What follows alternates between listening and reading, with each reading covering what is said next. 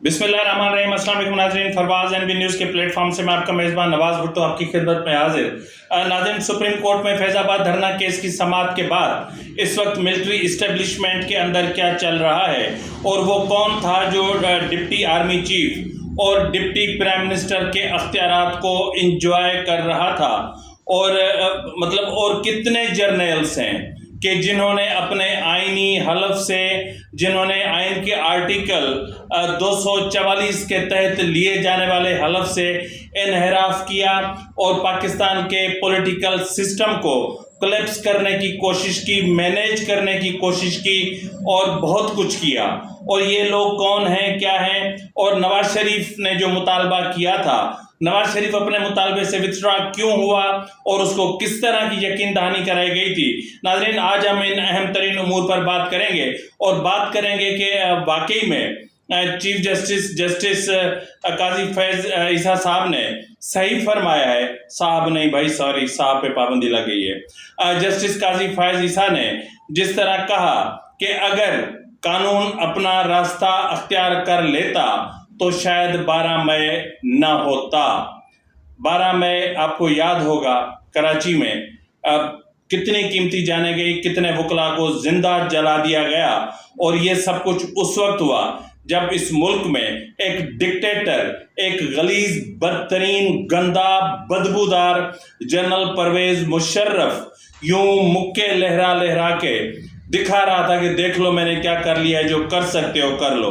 तो बहरहाल नाजरीन, आज हम इन तमाम उमूर पर बात करते हैं। नाजरीन, आपसे इल्तमास है कि अगर आपको मेरा व्लॉग पसंद आए तो मेहरबानी करके मेरे चैनल को सब्सक्राइब करना, लाइक करना मत भूलिएगा, बेल आइकन दबा दीजिएगा और मेहरबानी करके प्ले ऑल के बटन को भी दबा दीजिएगा ताकि आप तक मेरे तमाम व्लॉग्स बर वक्त पहुंचते रहें। नाजरीन, इससे पहले कि मैं किसी और तरफ जाऊं, सबसे पहले मैं आपको ये बताना चाहता हूं कि मुसल्लह अफवाज के जो अरकान होते हैं, members of the arm forces, उनको आइन के आर्टिकल 244 के तहत हलफ लेना पड़ता है। अब वो हलफ में क्या कहते हैं? हलफ में कहते हैं कि जी मैं हलफ उठाता हूँ कि मैं पाकिस्तान के साथ सच्चा रहूँगा, ईमानदारी और वफादारी करूँगा और इस्लामी जमहूरिया पाकिस्तान के आइन को बरकरार रखूँगा जिसमें अवाम की मर्जी शामिल है, यानी विल ऑफ द पीपुल। मजीद कह रहे हैं कि जी मैं खुद को किसी भी तरह की सियासी सरगर्मियों में शामिल नहीं करूंगा। ठीक है जी, ये कह रहे हैं कि I will not engage my self in any political activities whatsoever and that I will honestly and faithfully serve Pakistan in the Pakistan Army as required by and under the law. May Allah Almighty help and guide me. मसला ये है कि जब अल्लाह ही आपके अकल पर पर्दे डाल दे तो फिर आप क्या कर सकते हैं। अल्लाह उस वक्त जो है वो इंसान के अकल पर पर्दे डाल देता है जब इंसान खुद को फिरौन समझने लगता है, जब इंसान खुद को जो है वो शद्दाद और हमान समझने लगता है, जब इब्लिसियत की इंतहा को पहुंचता है। जी नाजरीन, मैं जनरल फैज ही की बात कर रहा हूँ। यहाँ एक मामला सिर्फ जनरल फैज का नहीं है जी, यह मामला कुछ लंबा है। यहाँ जनरल फैज भी है और अपना ब्रिगेडियर इरफान भी हैं, इरफान रामे साहब भी हैं, कर्नल लियाकत भी हैं, मेजर जनरल जो है वो इरफान मलिक साहब भी हैं, जनरल जहीर इस्लाम भी हैं, जनरल पाशा भी हैं, जनरल कमर जावेद बाजवा भी हैं। मतलब ये पूरे जर्नल्स की कतार है जो प्रोजेक्ट इमरान यानी हाइब्रिड रिजीम का हिस्सा थे और इस वक्त तक उस हाइब्रिड रिजीम का हिस्सा हैं। और इस वक्त भी पाकिस्तान में हाइब्रिड रिजीम ही जो है वो चल रहा है जिसको तोड़ने की chief of army staff general Asim Munir साहब सर तोड़ कोशिश कर रहे हैं।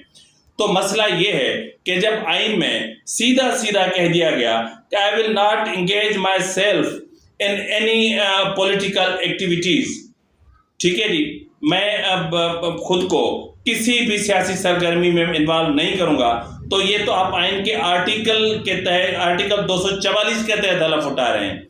तो इसका मतलब ये है कि आपने आइन से इनहराफ किया اور آئین سے اگر آپ منحرف ہوئے ہیں تو پھر اس کے حوالے سے آئین کا آرٹیکل 6 جو ہے وہ بہت ہی کلیئر ہے۔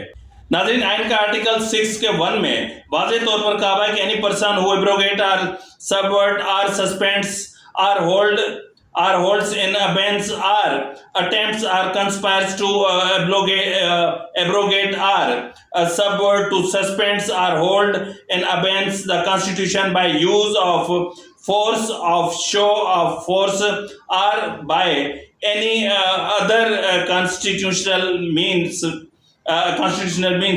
shall be guilty of high treason۔ اب اس کے بعد یہ مختلف چیزیں ہیں کہ کیا کیا ہائی ٹریزن میں آتا ہے۔ یعنی ہائی ٹریزن کا مطلب یہ ہے کہ سنگین غداری، یعنی آپ نے جہاں آئین سے انحراف کیا وہاں آئین کا آرٹیکل 6 آپ کے سر کے اوپر آ گیا۔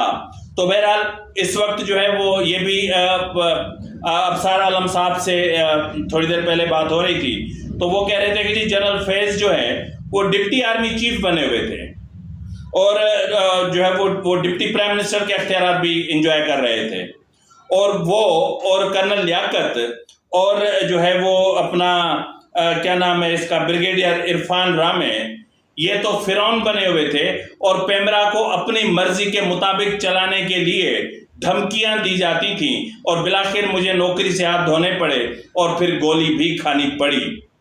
جی ناظرین، یہ ہیں وہ کردار، یہ جو انہوں نے عمران خان ہے، کیوں ڈر کیوں ہے؟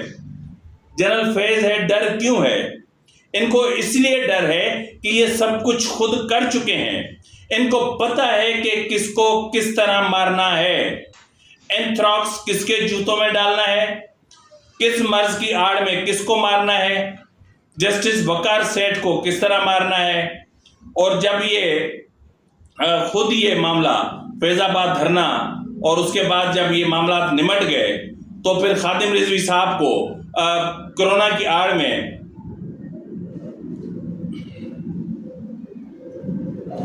بہت معذرت کے ساتھ آج تھوڑی سی تکلیف ہے، تو خود ٹی ایل پی کے خادم حسین رضوی صاحب کو کس طرح کرونا کی آڑ میں جان سے مار دیا گیا، کس طرح نواز شریف کو مارنے کی کوشش کی گئی، کس طرح جو ہے وہ مریم نواز کو مارنے کی کوشش کی گئی، کس طرح اسد طور کو مارنے کی کوشش کی گئی، اور صحافیوں کی ایک لمبی لسٹ ہے، اور وہ سلسلہ ابھی تک تھما نہیں تھما۔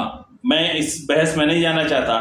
بہرحال ناظرین، اس وقت تک جو آج کی اطلاعات ہیں، جو سپریم کورٹ کی جو آبزرویشنز تھیں وہ جی ایچ کیو میں لائیو دیکھی جا رہی تھی، آئی ایس آئی کے ہیڈ کوارٹر میں بھی لائیو دیکھی جا رہی تھی، اور آرمی چیف بھی جو مطلب چل رہے تھے ٹکرز اور جو بھی چیزیں تبصرے وہ ان کو باریک بینی سے سن رہے تھے۔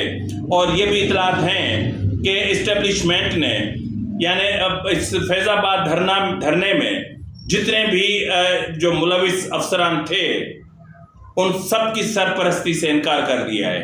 ان کو کہا کہ جی آپ خود عدالت جائیں اور جو بھی کانسیکوینسز ہیں ان کا سامنا آپ خود کریں، ہم نہیں کریں گے۔ بطور ادارہ مطلب جب سپریم کورٹ جیسے فورم پہ اگر سپریم کورٹ کے حکم کو نہیں مانا جاتا تو پھر یہ ہے کہ جسٹس عمارتا بندیال بھی پھر صحیح تھے، اور اگر مانا جاتا ہے تو پھر قانون کی آئین کی بالادستی کی بات ہے۔ تو بہرحال سب کچھ بہتر ہونے جا رہا ہے، اور ادارے نے صاف انکار کر دیا ہے کہ ہم کسی کی سرپرستی نہیں کریں گے، اور جو جواب ہے وہ ہم داخل کریں گے، انکوائری کریں گے، جس کا کورٹ مارشل کرنا ہوگا کریں گے، اور جس پر جتنا جرم ثابت ہوگا اس کو اتنی سزا ملے گی۔ سزا تو ملے گی، اگر نہیں ملے گی تو پھر ہم اپنے ادارے کے اندر جو ہم کہتے ہیں کہ ہمارے ادارے کے اندر سیلف اکاؤنٹیبلٹی سسٹم ہے، پھر اس کو ہمیں ختم کر دینا پڑے گا۔ 9 مئی میں جن فوجی افسران کو سزائیں سنائی گئیں، جن کی نوکریاں ختم کی گئی، 2 اسٹار 3 اسٹار جنرلز کی، پھر ان سب کو بھی واپس لانا پڑے گا۔ تو اس طرح نہیں ہوگا۔ بہرحال ناظرین، نواز شریف کا آدھا مطالبہ تو پورا ہو گیا۔ کہتے ہیں نا کہ اب کیا کہوں میں نہیں کہہ رہا، بس وہ اچھی چیز نہیں ہے۔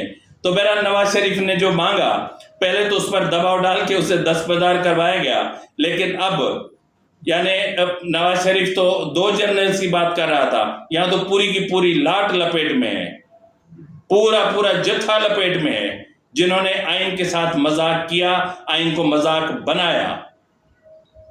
آئین ہے، آئین کسی کی میراث نہیں ہو سکتا۔ تو بہرحال یہ بھی جہاں اس طرف ہم جا رہے ہیں اسٹیبلشمنٹ کے میں صفائی کی بات کر رہے ہیں، جب اسٹیبلشمنٹ میں گریٹ ریسیٹ پروگرام کی ہم بات کر رہے ہیں تو وہاں پر ہمیں سپریم کورٹ میں بھی گریٹ ریسیٹ پروگرام نظر آنا چاہیے۔ وہ کرپٹ ججز جنہوں نے کرپشن کی انتہا کی، جنہوں نے آئین کے ساتھ مذاق کیا، اور آئین کبھی کبھی آتا تھا ان کے دروازے پر دستخط دینے، لیکن یہ جو منصب منصفی پر بیٹھے ہوئے تھے ان کو سنائی نہیں دیتا تھا۔ بار بار آئین ان کے دروازے پہ دستک دیتا تھا لیکن یہ نہیں سنتے تھے، کیونکہ یہ فرعون بنے ہوئے تھے، یہ خدا بنے ہوئے تھے زمین کے، معاذ اللہ۔ یہ سمجھتے تھے کہ جس کرسی پہ ہم بیٹھے ہیں یہی ہماری ہے کرسی، تا حیات ہماری ہے۔ تو بہرحال جو ہے وہ ججز نے جس طرح کرپشن کی ہے، ذوالفقار علی بھٹو کا کیس یا ان کا جو ریفرنس ہے وہ بھی ریٹرائل ہونا چاہیے۔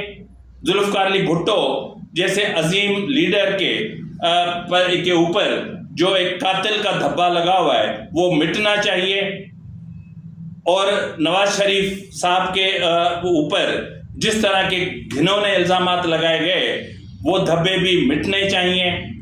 عدلیہ میں گریٹ ریسیٹ پروگرام ایکٹیو کر دیا جانا چاہیے، اور کرپٹ ججز جنہوں نے پلاٹوں زمینوں پر قبضے کیے، جنہوں نے ٹرکیں منگوائیں اور جنہوں نے ہائی روف منگوائیں اور جنہوں نے بڑی بڑی گاڑیاں منگوائیں اور ان کے ڈگیوں میں سے مال نکلوائے، اور جنہوں نے جو کچھ کیا وہ سب ان کے پیٹ سے نکلنا چاہیے۔ پھر ہم سمجھیں گے کہ اصل معنی میں احتساب اس کو کہتے ہیں۔ تو فی الوقت کے لیے اتنا ہی، اگلے پروگرام میں ملتے ہیں، تب تک کے لیے اجازت دیجیے، اللہ حافظ۔